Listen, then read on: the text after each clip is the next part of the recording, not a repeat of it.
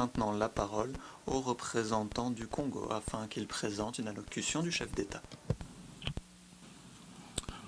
Madame President, Madame la Présidente, chers collègues, c'est mon honneur de vous présenter la vidéo préenregistrée de son Excellence Denis Sassou Nguesso, président de la République du Congo, à l'occasion du débat général de cette 75e session de l'Assemblée générale.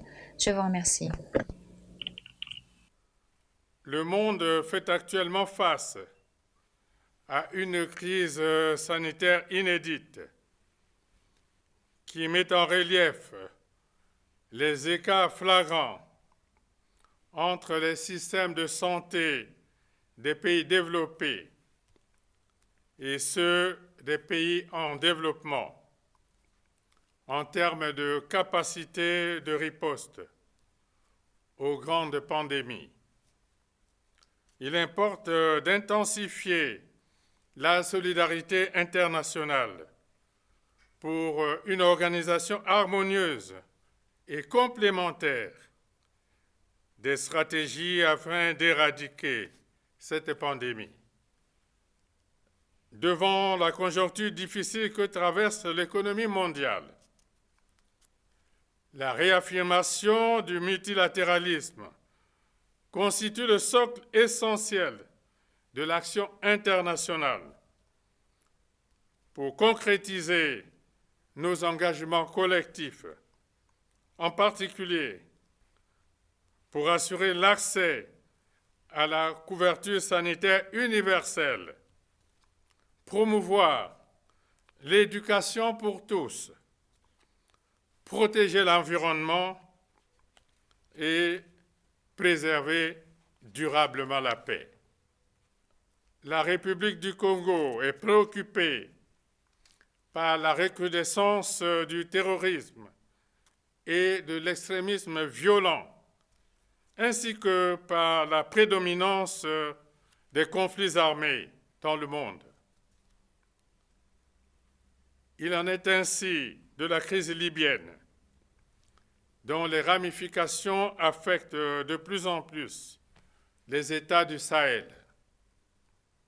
À ce sujet, mon pays, qui assure la présidence du comité de haut niveau de l'Union africaine sur la Libye, réaffirme la primauté d'une solution politique favorisant la tenue de la conférence interlibyenne inclusive de réconciliation nationale. Les différentes réunions tenues à Brazzaville et la conférence de Berlin sur la paix en Libye ont encouragé les acteurs de ce conflit à privilégier le dialogue dans le cadre d'une approche multilatérale incluant l'ONU.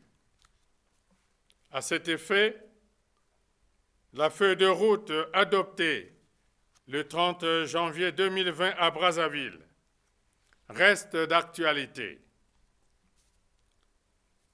L'Est de la République démocratique du Congo reste toujours sous la menace de groupes armés. Dans le même registre, la République centrafricaine, qui se prépare à une élection présidentielle en décembre 2020, affiche une situation rendue instable par l'activisme meurtrier des bandes armées. De son côté, la Syrie est toujours confrontée depuis 2011 à une guerre civile aux conséquences dévastatrices. Les relations israélo-palestiniennes restent tendues en dépit des résolutions pertinentes des Nations unies prônant la création de 2 États indépendants. Par ailleurs, la situation de la République de Cuba appelle la levée des sanctions unilatérales en conformité avec la Charte des Nations Unies. Enfin, le 75e anniversaire de l'ONU coïncide avec celui du premier essai nucléaire. L'humanité se devrait de proscrire à jamais l'usage de l'arme nucléaire.